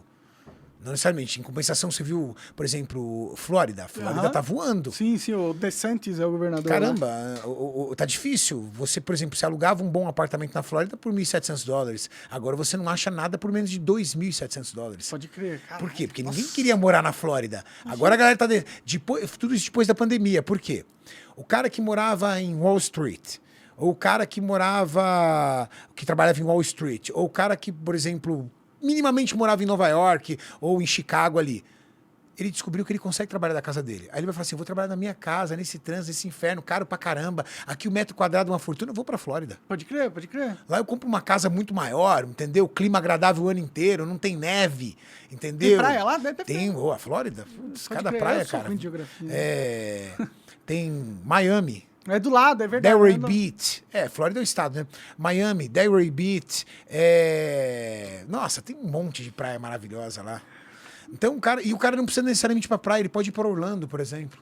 Ali, tranquilo, tudo tal. E aí o metro quadrado, ó, Tá aumentando. O valor imobiliário da Flórida tá altíssimo, cara. Em especial ali Orlando. O Rumble é lá na Flórida que fica. O Rumble? O Rumble é a empresa que... Da plataforma. Que me Adotou. me adotou. Ele está me obrigando aqui. É o único lugar que eu não sou desmonetizado e nem shadowbanned, censurado. Tá difícil a minha vida. Tá difícil viu? tua vida. Tem uma música lá, oh, the misery, everybody wants to be my enemy. Eu me sinto esse cara, assim. Todo mundo quer me destruir. É foda, cara. Foi bem sinistro aquela época lá. Mas graças a Deus deu tudo certo. Novamente, só reforçando, agradeço a força que você deu pro Flow e pra tudo lá. Foi importante pra mim, assim. Sente falta do Flow? Sim, eu sinto, né? Foi um projeto que eu, 3 anos ali dedicando, morei no Flow durante muito tempo. Então, um pedaço grande da minha vida. Qual foi a entrevista, assim, mais foda que você acha que você fez do Flow? Você falou, mano, eu lembro dessa entrevista. A entrevista fala assim, caramba. Cara, vários. Teve, todo o projeto pra mim foi muito legal, assim. Imagina, um garoto do quarto que ficava jogando videogame agora conversa com um monte de gente, tá ligado? E uma maior do que a outra, né? E aprendendo. Você chegou a entrevistar o Ronaldo? Sim, você tava lá? Tava lá. O do Ronaldo foi foda, Foi velho. foda. Puta, foi muito legal, cara. Deu várias dicas que ia comprar o Cruzeiro lá, a gente não percebendo. Vários spoilerzinhos, mas não teve jeito. Sim. Foi legal. Eu sinto muito orgulho Eu do acho ele um projeto. puto empresário, velho. O Ronaldo, sim. E tá indo bem, né? O Cruzeiro agora. Não, onde ele vai botar a mão, vai virar, velho. O Cruzeiro virou o jogo de um jeito absurdo. Pode crer, muito foda, né? Isso é um exemplo de um atleta empresário. Sim. É legal, né? Os atletas... Eu sinto que muito do meio esportivo foi comandado durante muito tempo por pessoas que não tinham nenhuma conexão com o esporte de verdade, mas eram executivos. O cara tinha faro pra business. Mas não amava o futebol ou era o business. fisiculturismo. É igual no nosso esporte. Muitas das coisas que eram controladas pelo nosso esporte, o cara tomava cachaça. O cara nem treinava. Aí, hoje, com a evolução aí de alguns atletas e com a mente dos caras, hoje muitos atletas falam, não, peraí, eu vou cuidar disso aqui. Eu entendo. Eu entendo isso aqui. Eu vivi isso aqui e eu consigo empreender. Sim. Porque também tem que saber empreender, né? Sim, tem que saber aplicar o que aprendeu, né? Tem que saber. Você vê o Ronaldo, por exemplo, puta atleta, entendeu? Talvez um dos maiores jogadores de todos os tempos, mas sabe empreender, né? Já saiu dali. Os caras falam que o Ronaldo, para fazer negócio, tem um amigo meu que já fez negócio com ele, falou que, cara, senta numa mesa, baita negociador. Pode crer, da hora, né? E existe todo um preconceito com o jogador de futebol, né? De falar com atleta, né? Com atleta em geral, né? O cara musculoso. Mas isso é tudo inveja dos caras que são fora de shape. Aí vê os caras fortão e fala, ele é forte, mas ele tem que ser burro. Eu sou inteligente. Eu posso não ser forte igual a ele, mas eu sou mais inteligente que eles usam essa desculpinha. E do atleta em geral, por quê? Porque como todo atleta é obsessivo, né? Se você pegar de qualquer esporte, se você por exemplo, Neymar. Em qualquer casa do Neymar, o que ele tem na casa dele? Coisa de futebol? Um campo de futebol, velho. Claro. Assim. Você vai lá no Acapulco, lá na casa da praia dele, tem um campo de futebol enorme. Se você for, por exemplo, todo lugar tem. Isso tem um nome, obsessão. Ele tem obsessão pelo esporte dele. Qual é o jogo que provavelmente ele deve jogar muito? É a FIFA. Acabou. O cara é obcecado por futebol. Pior que ele joga Counter-Strike, eu fiquei sabendo. Também, mas ele também joga o FIFA. Sim, claro. Entendeu? Então ele joga o CS, joga o FIFA, mas, cara, ele vai jogar bola, o cara é obcecado pelo esporte dele. Então, quase todos os atletas são obcecados pelo seu esporte. Se você pegar, por exemplo, Michael Jordan, obcecado pelo esporte dele. Tentou golfe uma vez. Né? Tentou golfe. Não foi Michael Jordan? É beisebol. Ele tentou golfe também. Tentou golfe? Tentou. Ele tentou de tudo, né? Falou, Tentou eu vou ser golfe. bom em todos os esportes, eu vou ser o Michael Jordan pra provar que eu jogou sou... ruim pra caceta. Deixa ele no basquete. É melhor. E aí é um cara obsessivo. Então, essa obsessão, essa forma com que o atleta reage é uma coisa incrível. Sim. Tá otimista, cara, pro futuro do Brasil ou tá pessimista? Hã? Tá otimista ou tá pessimista pro futuro do Brasil? Se eu tô otimista ou pessimista... Tu tá investindo, você tem que esperar que a galera vai ter dinheiro pra pagar as 200 pau de mensalidade ali e comprar remédio. Eu acho, de verdade... eu sou um cara mais velho, tenho 46 anos de idade. Sim. Eu já vi muita coisa na política brasileira. Meu pai, ele teve uma situação muito difícil. Teve um período da vida dele, teve um período da vida do meu pai, que ele foi demitido da empresa, 38 anos de empresa, ele foi demitido, a única empresa que ele trabalhou. E quando ele foi demitido, ele pegou o plano Sarney. E o Sarney indexou todas as aposentadorias em um salário mínimo. Só que o salário mínimo daquela época era equivalente hoje a uns R$700. Pode crer. E aí, logo depois do Sarney, veio o Collor. E a única renda que meu pai tinha era a indenização de anos. De anos que o meu pai tinha do que ele recebeu. O Collor foi lá e trancou todos os investimentos. Pode crer, confiscou, né? E aí eu vi meu pai na dependência de cesta básica de parente para sobreviver. Porque o valor que ele recebia de aposentadoria era insuficiente para pagar água, luz e colocar comida em casa. Então eu já vi muita coisa dentro dos meus 46 anos de idade. E de verdade, eu acho que o brasileiro ele nunca pôde esperar muito do governo. Principalmente aquele que quer empreender, que quer crescer, que quer trabalhar, que quer fazer a coisa acontecer. Sempre foi muito dele. Ele sempre teve que depender dele mesmo. Era ele contra ele mesmo. Acho que esse era o lance. Então, de verdade, se você falar para mim, Renato, você está com medo? Não. Não tô.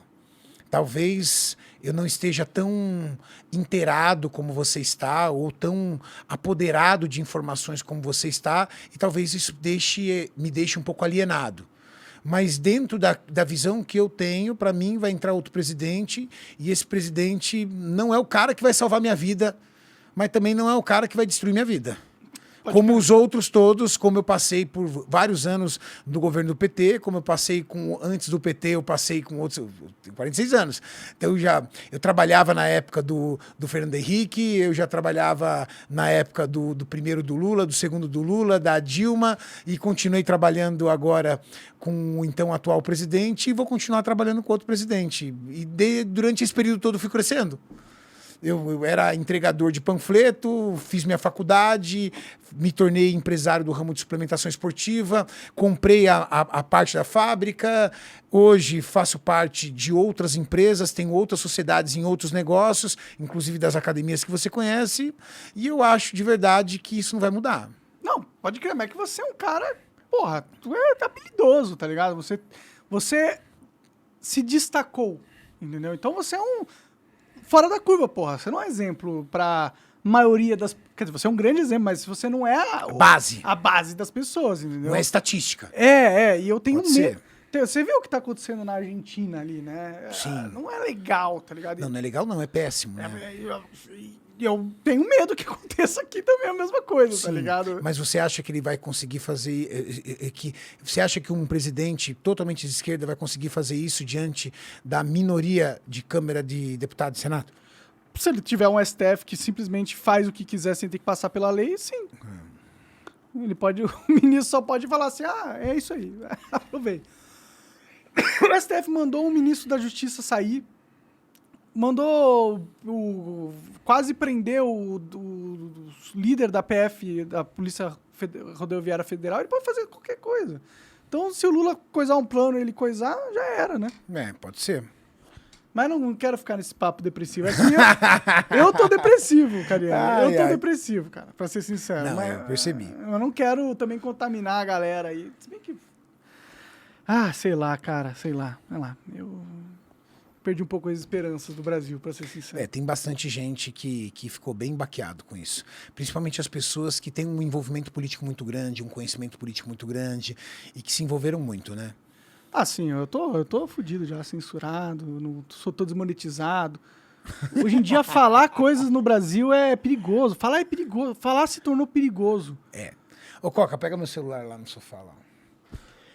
É... Não, é que minha mulher me ligou aqui uma vez e ela sabe que eu tô ao vivo. Deixa eu ver se aconteceu alguma coisa só com a minha filha. Resolve aí o que tiver não, aqui, pode falar. Deixa eu ver se ela mandou aqui uma mensagem.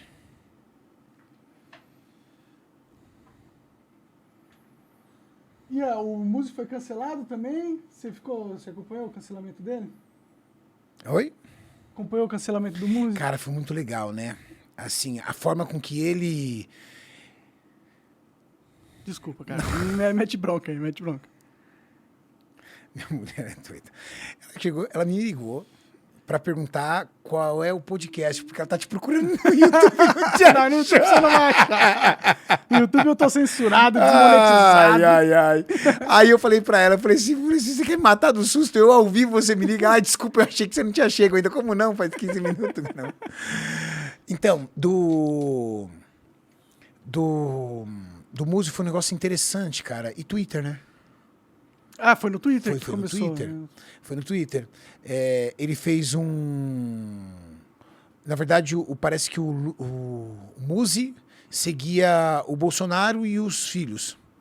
E a mulher foi lá e atacou ele por isso, dizendo que era um absurdo ele fazer isso.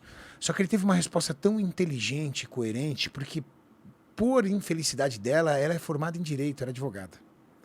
E aí ele virou e falou assim que preocupava ele ver uma pessoa que estuda leis e que defende a lei, e dentro da lei você tem uma série de liberdades, privá-lo da liberdade de poder ouvir e conhecer e acompanhar quem comanda o país.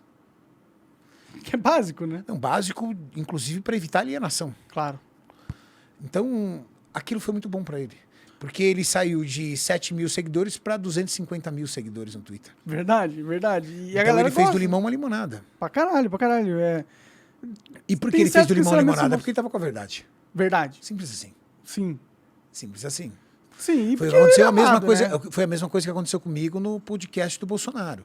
Eu perdi 25 mil seguidores quando eu anunciei que eu faria o podcast. Pode crer. Eu lembro, eu vi o vídeo que você falou meio... Sim, pô, e assim, de certa forma, aquilo não me preocupou. Uhum. Por quê? Porque eu tinha consciência do que eu estava fazendo. Eu estava entrevistando, primeiro, o atual presidente. Segundo, qual era a outra oportunidade que 2 profissionais da saúde, um médico e um educador físico, teria de entrevistar o presidente, representar uma categoria que era dos médicos, nutricionistas, educadores físicos, fisioterapeutas, e terceiro, apresentar o esporte que eu realizo para ele. Que se você assistiu o podcast, eu apresentei ali o esporte. E com detalhe, eu não estava apresentando o esporte para um homem. Eu estava apresentando um esporte para 400 mil pessoas ao vivo. É verdade. Eu não sou bobo. É verdade. Eu queria mostrar que existe um esporte que trata sobre resiliência, força de vontade, disciplina, para 400 mil pessoas que talvez via o fisiculturismo como um cara de sunga que ficava posando num palco. Uhum. E não entendia o que está por trás daquilo. E eu tive a oportunidade. Pode crer. Eu não ia perder essa oportunidade. Nem faz sentido. Não faz É o sentido. presidente. Se o presidente quer conversar Presidente. com você, você vai conversar com a porra do Vou conversar, presidente. exatamente. Você- É uma oportunidade. Sim, o que você achou do cara? Sim, pessoalmente. Pessoalmente, ele tem um perfil bem militar, assim, uma forma de ser, uma forma de agir, tudo. Você não consegue conhecer uma pessoa numa conversa de podcast. É verdade.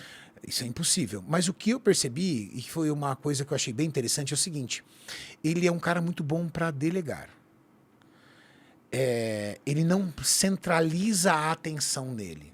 Ah, eu fiz isso, eu sou aquilo, eu entendo disso. Não. Ele deixa muito claro que ele é um técnico de futebol, vamos fazer assim uma analogia, aonde os grandes jogadores são os ministros. E que a habilidade dele não é administrar os ministérios, mas sim escolher bons administradores. Uhum. Ele se orgulha disso. Pode crer. Ele se orgulha muito de escolher tecnicamente bons ministros. Primeiro, porque ele se orgulha de não ter precisado vender ministérios, negociar ministérios. Entre aspas. Sim, sim. Mas eu tô falando do discurso dele. Claro. Certo? Sim. Mas, uma coisa é fato. Existem ministros ali bem posicionados e que se tornaram depois grandes personalidades. Por exemplo, o Pontes. Uhum.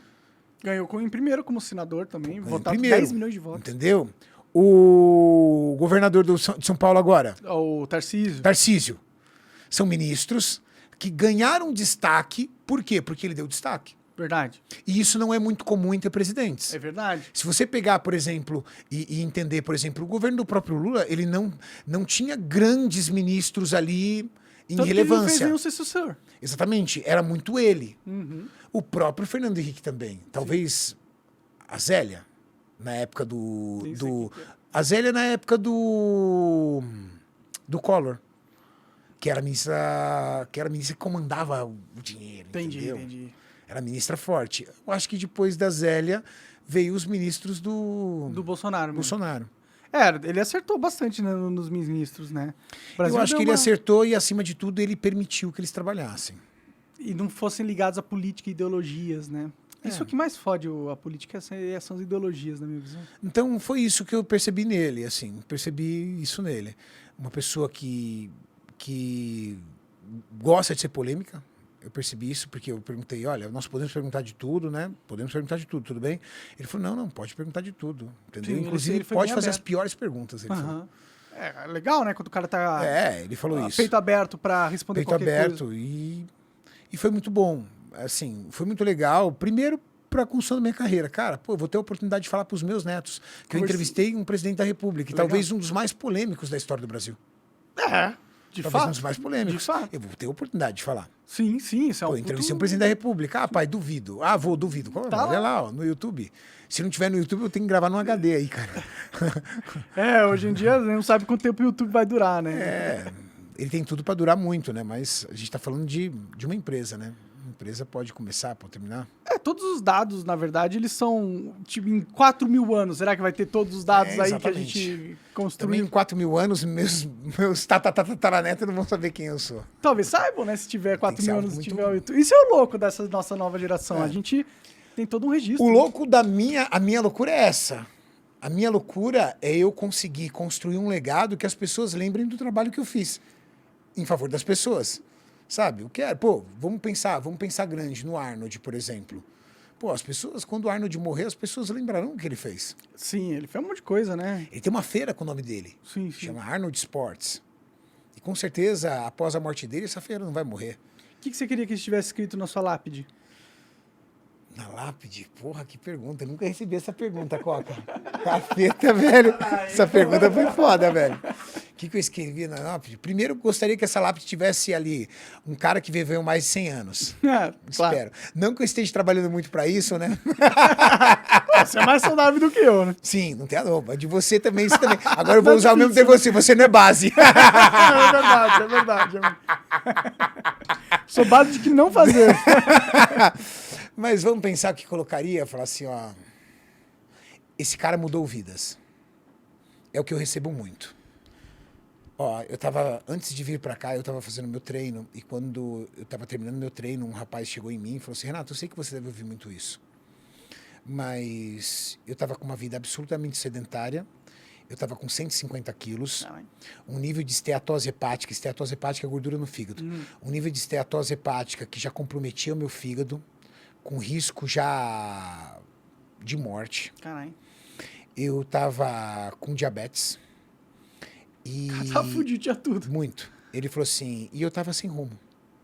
E aí eu me vi comendo cada vez mais, bebendo cada vez mais e abreviando a minha vida cada vez mais. E aí ele falou assim, caiu um vídeo no meu feed. Você falando que todo mundo merece uma vida diferente e que todo mundo merece uma vida épica. E aí eu parei para refletir, pô, mas quem sou eu para ter uma vida épica? Aí ele falou, porra, mas se eu perdesse 50 quilos seria épico, né? Pelo menos as pessoas que me conhecem não iam acreditar. É verdade. Olha o que ele foi me falando. Aí ele falou assim, aí eu falei para minha família, falei, ó, eu vou perder 50 quilos. Eles falaram, Hiro, sem chance, você não vai perder 50 quilos. Aí ele falou, opa, isso é épico.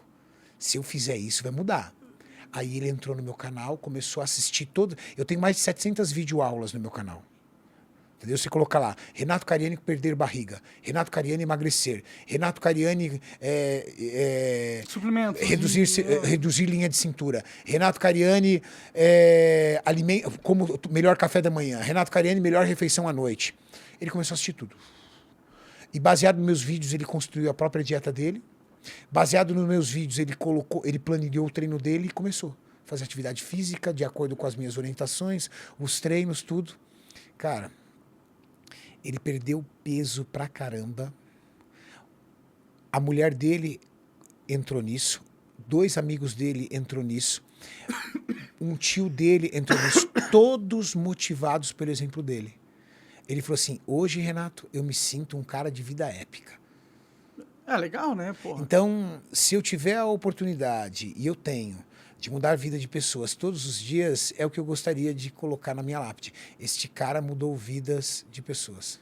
Pode crer, acho que é nobre, né? Mudar, ter um muito, impacto cara. positivo no universo que reverbere, né? Que seja exponencial, que se afeta que afeta 3, que afeta mais 3, e assim o mundo se torna um lugar melhor. Você é religioso, cara? Não. Como que você vê essa parada toda sobre estar vivo e morrer eventualmente? O que você assimila sobre isso? Eu tenho um ponto de vista de Deus. Assim, eu acredito muito em Deus. Eu tenho essa crença.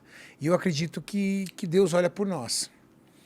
Agora, eu não consigo acreditar, eu ainda não consigo sentir de que eu vou para outro lugar. Você acha Para mim, a minha vida é essa aqui, ó. Morreu, acabou. Exato. E eu acho que isso me faz, acima de tudo, ser um cara aficionado por viver. Monark, é muito interessante. Eu não gosto de dormir muito. E se eu acordar tarde, eu fico incomodado. Para mim, dormir muito é perder o que Deus não me deu de melhor, que é a vida. Eu durmo em média de 6 horas por dia. Entre 5 horas e meia a 6 horas e meia por dia. Por noite. Não mais do que isso. Pode crer. E eu quero aproveitar o máximo possível o dia. Você quer se esconder de mim? Vai na minha casa. Você não tá lá. Cara, não tô lá. E isso não significa que eu não esteja com meus filhos, isso não significa que eu não esteja com a minha família, isso não significa que eu não esteja em paz. Não é que eu sou um cara louco, mas eu preciso estar fazendo algo muito bom. Nunca te dá uma... E ficar algo muito bom é pegar minha filha de 1 ano e 2 meses e ficar ali, agarrando e vendo o sorriso dela. Entendi. Mas quando eu terminar de vê-la e brincar com ela, eu vou catar uma bicicleta, por exemplo. Por exemplo, eu tenho casa na praia, eu vou pegar uma bicicleta e vou andar na bicicleta. E vou ficar ali vendo os movimentos, vendo a praia, vendo as pessoas, vendo as árvores, curtindo ali. E quando eu soltar a bicicleta, eu já vou entrar num papo com alguém, dar risada e me divertir. E depois disso eu vou fazer meu treino. Ou depois disso eu vou pegar meu filho e chutar uma bola. Eu preciso viver, cara. Você é daqueles caras que tem tudo cronometrado na agenda, assim, que vai fazer? Durante a semana eu sou. Eu sou o cara mais sistemático que você conhece. Nunca te dá vontade de só não fazer nada o dia inteiro? De jeito nenhum. Pegar e falar, hoje eu vou pegar, sentar no sofá, vou pedir uma pizza. Deus me livre. E vou ficar assistindo TV Não, sem fazer nada o não, dia inteiro. Não te dá vontade de fazer isso? Nem ferrando. Nossa, cara, o que eu mais tenho vontade de fazer... não TV, eu fico no PC, mas... Não. Não te dá vontade nenhuma, Não, nunca, cara, eu nenhum tenho dia da vez. Minha forma de viver é diferente. Pode crer, pode crer. Eu exijo um pouquinho mais da vida do que ficar assistindo TV deitado no sofá. Jogando um jogo, é que você falou que você não joga, né? Não Por isso que eu nem jogo, usei esse cara. exemplo. Né? Mas... É que o jogo é mais ativo do que... O jogo é ativo, assim, eu não tô dizendo que eu tô certo, né? Eu tô dizendo que sou eu. Não, também não tô falando Assim, que você tá errado exatamente, ou certo. Eu só tô falando sou eu. que... Eu vou acordar eu sou aquele É que cara... é normal, a pessoa às vezes tem aquele dia que Sim. não quer fazer porra nenhuma. Eu Não imagino tem, se o cara. Cariani não tem esses dias Não também. tenho. Não me recordo. Não me recordo. Me recordo, por exemplo, de ir pra uma festa, virar à noite, acordar, por exemplo, e dormir 4, 5 horas da manhã, por exemplo, e dormir 4, 5 horas da manhã, acordar 8 horas da manhã, já zerado já. E se eu não tiver zerado, eu dou um jeito de ficar zerado. Pode crer, pode crer. Hardcore. Você já viu o David Goggins? Já acompanhou esse cara aí? Cara, esse nome não me é estranho. É um cara que era ex-Navy SEAL e aí ele... É o cara que... Põe aí David Goggins pra Não é o galera. cara que resolveu, o cara que comia pra caramba e depois resolveu ser fitness e virou o Isso! cara mais fitness do mundo. E mais motivacional falar do dele, já. planeta Terra aí, ó, David Goggins. É esse aí, ó. Mas antes ele era obeso, não era? Ele era obeso, ele era gigantesco. Exatamente. Tipo, esse é um exemplo de um cara obcecado. Ele é o Sim, ultra obcecado. Antigamente ele era obcecado por comida, aí ele virou obcecado por atividade física. É. É um cara obcecado, ele não tem equilíbrio, é 880 pra ele. Pode crer, pode crer. Eu sou assim, mas eu sou obcecado Aí ele ali, em ó. não fazer nada. De bigodinho ali, gordão. É, olha lá. Mas ele é forte também, né? Não, agora ele tá no shape, né? É, sim. É isso aí. Tudo é possível, basta querer. Sim. E o Igor, conseguiu emagrecer já? Já tá fazendo as paradas, não? Eu sei que você vai lá se o Igor é o meu case, o Igor é meu case de insucesso. Mas Não eu não dá, desisto. ele não- Em janeiro, vamos ver, ele vai pra Copa agora, né? É, vai curtir. Tá na Espanha lá, ele mandou umas fotos. Mas eu sou um cara muito ativo, mas eu também sou hiperativo. É meu. Faz sentido, né? Eu sou hiperativo. Sim, você é um cara que Então, não consegue... por exemplo, ó, ficar vou te parado. falar, por exemplo, meu final de semana, eu acordo pela manhã e vou fazer uma atividade em jejum. Quando terminar a atividade de jejum, eu vou agarrar minha filha e já vou brincar com ela. Jogo ela na piscina, brinco com ela. Terminei com a minha filha, eu vou pegar meu filho e vou chutar bola. Terminei de chutar bola, se eu tiver, por exemplo, com meu sogro, eu vou ajudar ele a fazer um churrasco. Pode crer. Aí a gente termina o churrasco, a gente fica batendo papo. Terminou de bater o papo, todo mundo vai dormir. Todo mundo cai no churrasco. Todo mundo vai dormir e fala, pô, agora é hora de fazer meu treino. Aí eu meto o som no ouvido e vou fazer meu treino. Terminei meu treino, todo mundo acordou, aí eu chamo meu senhor, vamos andar de bicicleta? Vamos. Aí eu saio pra andar de bicicleta. Eu juro pra você. É o Sonic, né? É o Sonic. É sério, Coca. Ri não, porra. Não, mas... Aí eu vou andar de bicicleta. Termino de andar de bicicleta, aí vou jogar um FIFA com meu filho, por exemplo, que ele gosta. E aí termino de jogar um FIFA com ele e já agito todo mundo pra sair pra jantar. Vamos sair pra jantar fora. Aí todo mundo volta do jantar, vai dormir. Aí vai dormir, eu fico lá, abro uma caixa de pergunta no Instagram e fico lá, respondendo pergunta. Aí quando é 1h da manhã, eu capoto. Puf, no outro dia eu acordo 7h da manhã. Mesma coisa, cara. Todo dia... Mesma coisa. E durante a semana é assim, eu acordo pela manhã. Cara, eu tenho uma fábrica para administrar. Eu tenho outros 3 tipos de empresa para administrar, como a academia, entre outras coisas. Eu tenho uma equipe de atletas, a maior equipe de atletas do Brasil para gerir. Eu sou diretor de marketing do Grupo Suplay, que é da Marketing Titânia Probiótica, que talvez isso seja o que mais me consuma tempo. E eu sou um atleta profissional, eu treino todos os dias. E treino em alta performance, eu sou atleta profissional. Sim. Junto com isso, eu tenho um podcast e gravo vídeo todo dia. Eu não conseguiria fazer 1%. Então, meu dia começa às 6h30 da manhã e vai até 9h30 da noite. É loucura. Pra mim... E eu vou encaixando tudo isso. Nossa, pra mim isso é puxado, cara. Da onde sai tanta energia? Eu não teria tanta energia assim, cara. De verdade, Pois assim. é. Eu me admiro, de verdade, assim. Você ia ficar com depressão, que você fala, só tua dia é isso aqui. Você falou, meu Deus do céu. Não, cada ser humano é diferente É do diferente. outro, mas é impressionante, é isso que eu tô te falando. É impressionante essa rotina, né? E essa rotina me acompanha da maioria a vida das inteira. pessoas. Você sabe Não. que você é meio que... Você é esquisito. Você Eu sabe sou que esquisito. é esquisito, né? Sou esquisito. Sou fora da curva. Sim, é o esquisito bom, né? O esquisito Mas que eu não... sempre fui fora da curva. E eu acho que isso que me evoluiu muito profissionalmente. Quando você era, tipo, office boy e tal, você é Eu motoboy... era o melhor office boy. Mas você sabia que você ia se tornar um, tipo, big empresário? Não. Você sentia assim, não, eu sou Cariani, caralho. Ó, eu comecei... Com 11 anos de idade, eu entregava panfleto. Uhum. Os meus colegas que entregavam panfleto jogavam no bueiro. Eu entregava todos.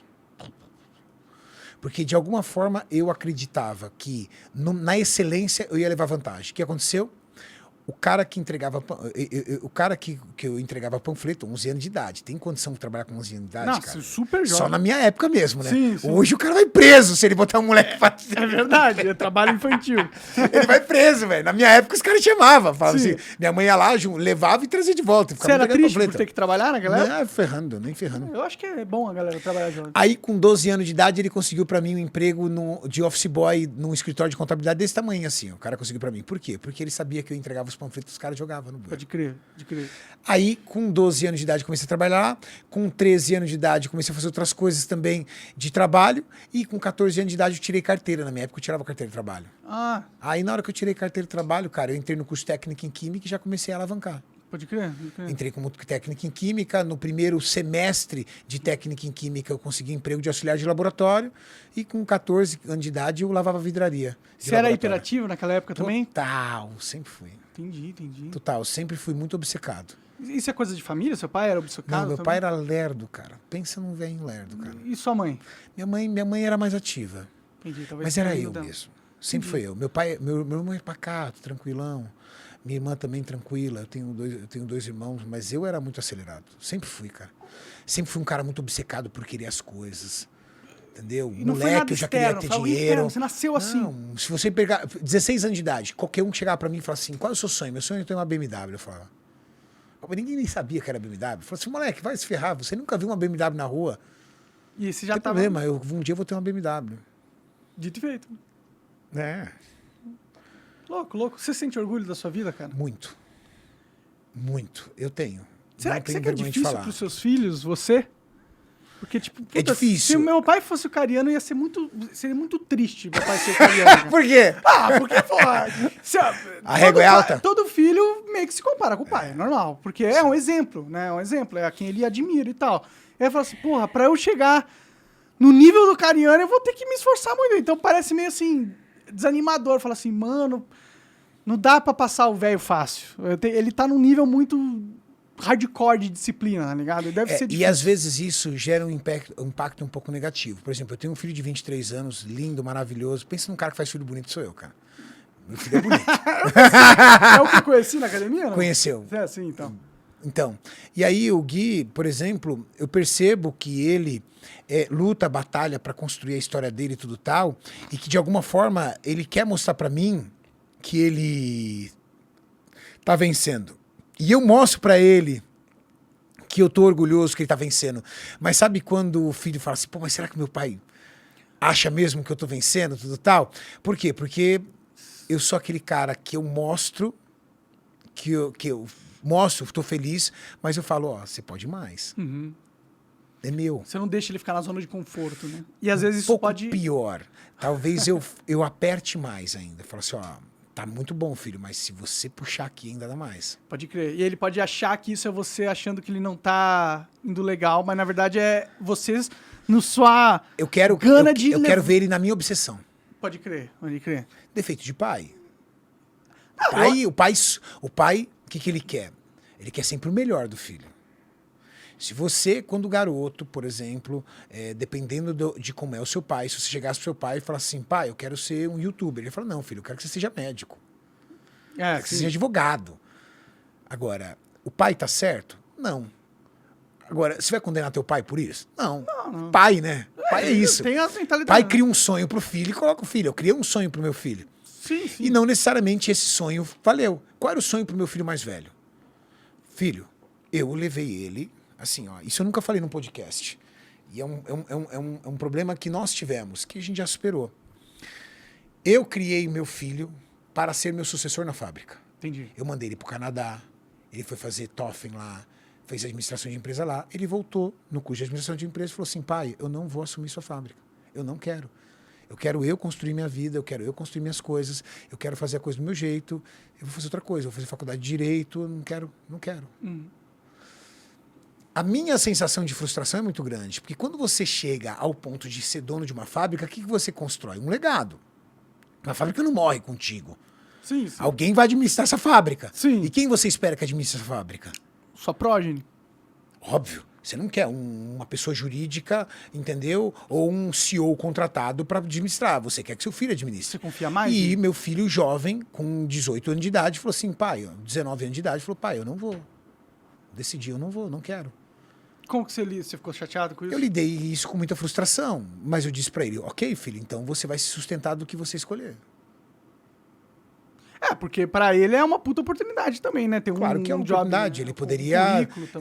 né? Ele poderia começar a carreira dele aprendendo o trabalho e com 23 anos de idade ali, consolidado, formado, já começar com um salário de 50 mil. Sim. Quem aos 23 anos de idade ganha 50 pau por mês, dentro da estatística? Pouquíssimas pessoas. 0,1%.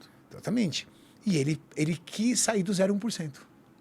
Talvez seja uma parada de não quero ficar na sombra do meu pai, né? Aí entra aquilo que você disse. Talvez quando a régua do pai é muito alta, o filho vira e fala assim, não, pai, eu quero acima de tudo, também mostrar para você que eu também consigo. Pode crer, eu acho que deve ser. E aí foi isso que eu comecei a me preocupar. Eu falei, será que ele não teve afinidade com a carreira dentro da fábrica, da indústria? Ou será que ele quer mostrar para o pai que ele também pode? Diante do tamanho, do exemplo que o pai é. Sim, eu acho que assim... E aí me temia se era ele querendo me mostrar, sabe por quê? Porque ele querendo me mostrar isso não é um sentimento legal, porque ele não precisa me provar nada. Pra ele precisa, né, cara? Pois é, mas ele não precisava. Por quê? Porque ele poderia provar o quanto ele é bom pegando a fábrica e multiplicando ela, como a Abílio Diniz fez. Pode crer. Pô, a Abílio Diniz pegou o Jumbeléto e transformou o Jumbeléto no quê? Pode crer. Num gigantesco, até vender pro cassino, não é verdade? Sim. Existem vários exemplos disso. De filhos que herdaram dos pais e multiplicaram a empresa depois.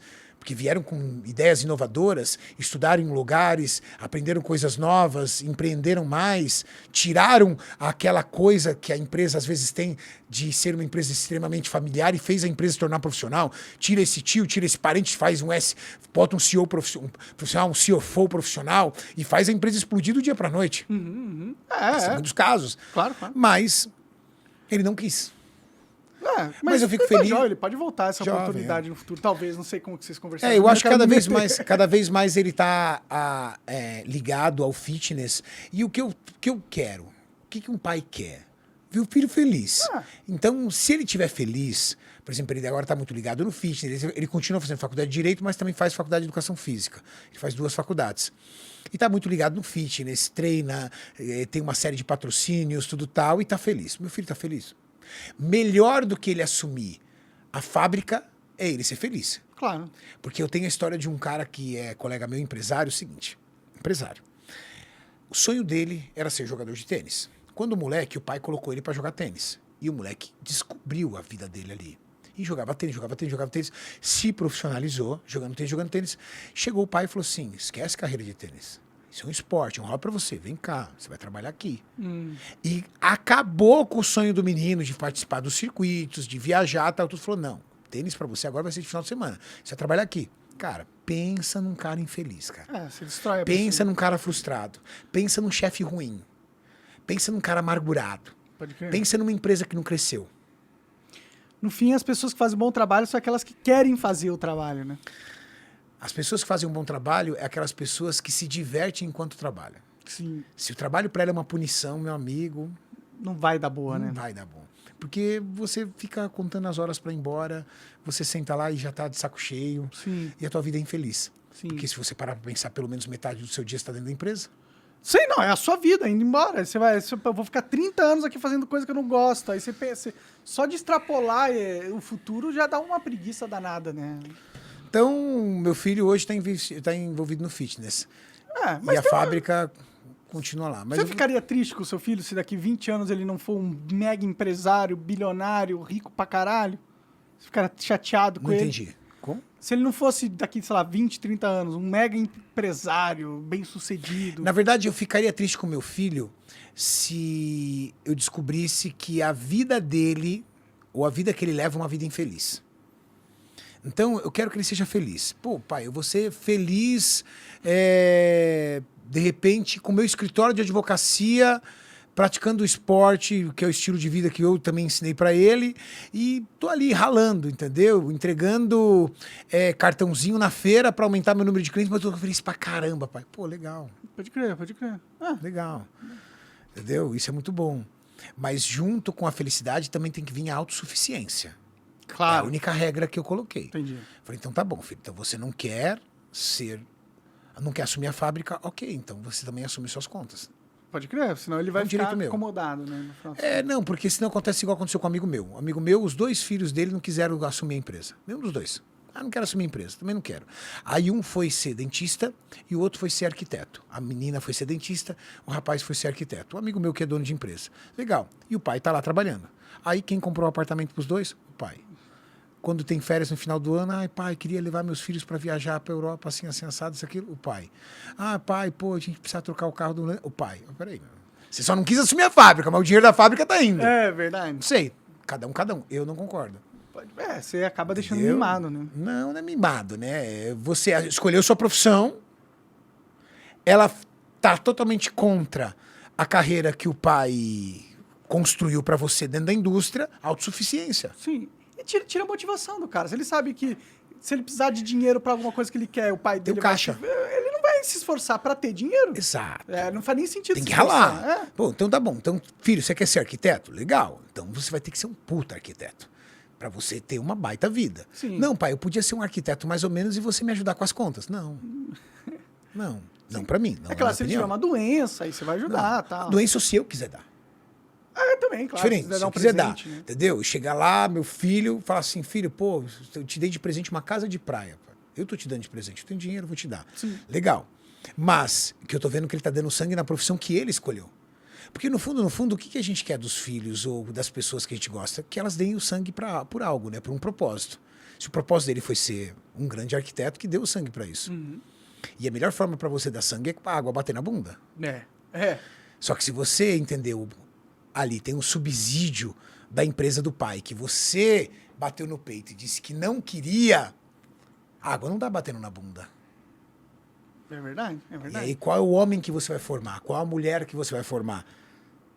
Vai formar um cara fraco se você der tudo de bandeja pra ele, Só que né? você é eterno. Não. E aí quando você morrer... Bom, aí tem a herança, né? Filha da...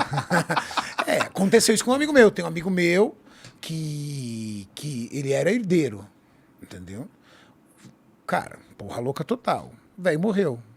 Ele mais 2 irmãos. Fritaram a empresa em menos de 10 anos. Empresa milionária. Pô, bateu Ferrari no poste. Entendeu?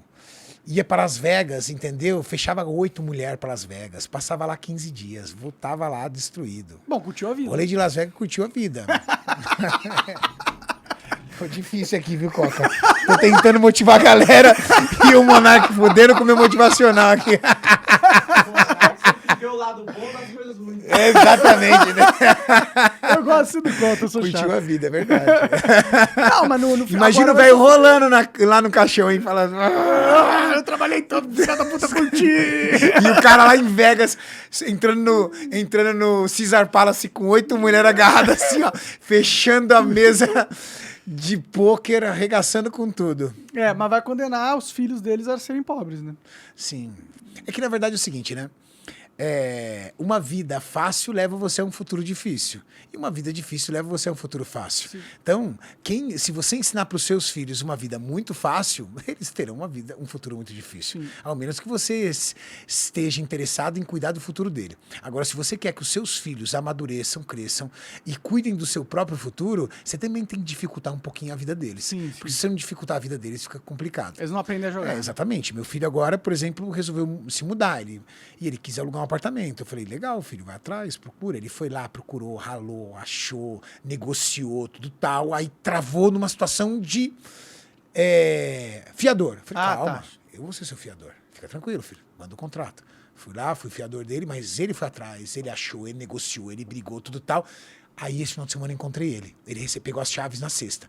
A alegria que ele tava me emocionou, cara. Ele, pai, você precisa de ver. Vem cá ver os. Pai, você vai lá em casa, né? Você vai lá em casa, olha as fotos. Filho, que lindo, você que escolheu. Pai, eu procurei pra caramba, fiz isso, fiz aquilo, agora eu acabei de ir na loja, comprei isso, vou botar uma prateleira aqui. Falei lá, pai, tava limpando o apartamento até agora. Conquista. Sim, sim. Feliz. Mas, acima de tudo, feliz porque ele achou. Agora, se eu ligo pra um dos meus corretores e falo assim, cara, acha um apartamento aí pra mim, por favor. Manda as fotos. Tá, filho, tá aqui a chave, vai morar lá. Ah, legal, pai, obrigado, pai. E a conquista? Não o esforço? E a dificuldade? A dificuldade é muito bom, cara. É muito importante. Sim. Com certeza. Refina, te faz melhor. Sim, eu acho que o seu pensamento tá corretíssimo.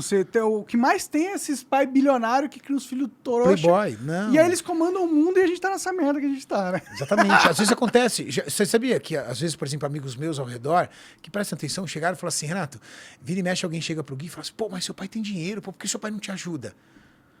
Aí meu filho vira e fala assim, porque é o dinheiro do meu pai. Deixa que eu me viro aqui. E meu filho lá, contando os capoá dele ali, contando os canivetes dele ali, cara. Pode crer. Pensa que meu filho tem vida de luxo. Meu filho mais velho não tem vida de luxo. Meu filho não tem carro. Aí por que ele não tem carro? Porque ele tá juntando grana pra comprar um carro. Pô, poderia comprar um carro pra ele? Poderia comprar um carro pra ele. Mas deixa ele aprender a lição de não ter as coisas... Mas deixa ele trabalhar, deixa eu apertar um caminho dele ali.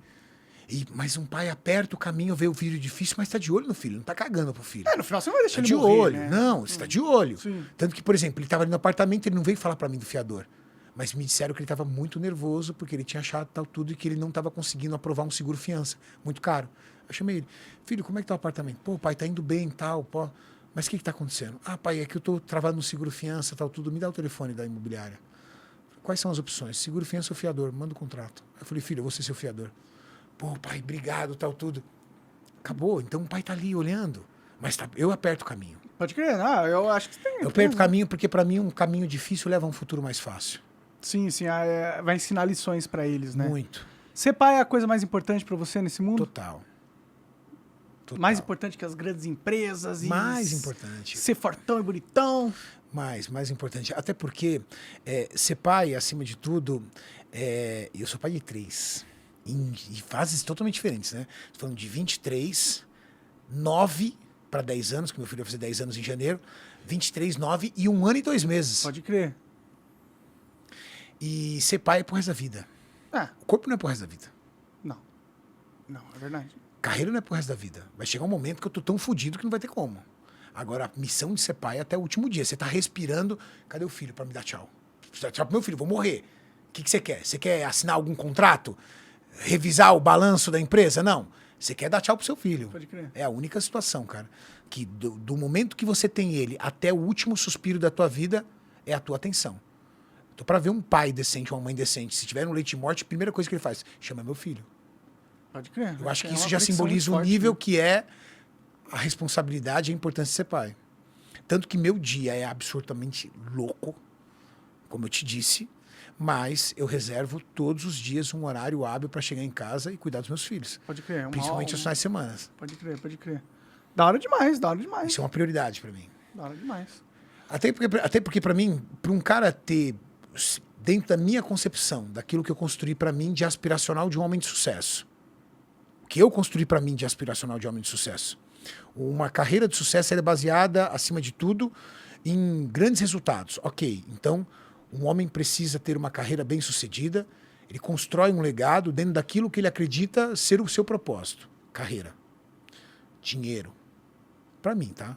É importante. Claro, pra mim também é. Segundo ponto, família. Se você constituiu família, você tem responsabilidade sobre eles e, acima de tudo, sobre as pessoas que são importantes para você. Então, não adianta você ter dinheiro e o seu filho ver você como um caixa eletrônico ou o seu filho desprezar você porque você nunca entregou um minuto da sua vida para ele. Então, você tem que entregar carinho, afeto e atenção. Não é dinheiro que seu filho quer, pelo menos em boa parte da fase da vida dele. Sim. Terceiro, cuidar de si mesmo. De que adianta você ter grana, de que adianta os seus filhos estarem bem e você tá podre, fudido, cheio de problema, totalmente destruído. Então, ter tempo para cuidar de você mesmo. E quando eu falo cuidar de você, não é só da sua saúde, cuidar das coisas que você gosta de fazer. Ter tempo para você também. Né? Porque às vezes a pessoa é tão obcecada por dinheiro que ela não tem tempo pro lazer. Ela só ganha dinheiro, mas ela não aproveita nada. Sim. E tem gente que é obcecado tanto pelos filhos que não vive a vida Também dele. não vive a vida dele, só a vida dos dos filhos. Aí quando os filhos vão embora, morre de depressão, a mulher separa da mulher porque não teve tempo nem para falar oi pra mulher. Pode crer. Então, para mim, um homem de sucesso é baseado nesses 3 fatores. Se você conseguir equilibrar com profunda habilidade, e não necessariamente distribuir o tempo em bases proporcionais, mas que você consiga ser bem sucedido nessas 3 bases, para mim, você é um cara de sucesso. Pode crer, pode crer. Essa é a minha visão. Sim, sim, porque tem muita gente que se foca no trabalho, esquece a família, ou foca na família e esquece o trabalho. Tem que ter um equilíbrio das coisas, né? Isso é um exemplo para muita gente, cara. Realmente é mesmo, de verdade. Se você me seguir na rede social, você vai ver essa mescla. Sim, sim. Você vai ver eu trabalhando, daqui a pouco você vai ver eu fazendo uma atividade física, daqui a pouco você vai ver eu tocando terror com meus filhos. A realidade do meu dia a dia, principalmente nos stories, reflete muito a pessoa que Você eu sou. faz bastante stories? Média 10, 15, final de semana 30, 40, Pode muito. crer, pode crer. Eu sou bem influenciador Eu digital. precisava começar a fazer isso aí. Não, eu faço. Ajuda, né? Cria conexão. Eu sinto que as pessoas não criam uma conexão comigo como pessoa. Elas só veem os vídeos de eu falando merda e acham que eu sou um maluco. Louco. É, louco. Eu sou um pouquinho louco, mas... mas Inimigo não, do Estado. mas não, isso eu sou. Isso eu sou.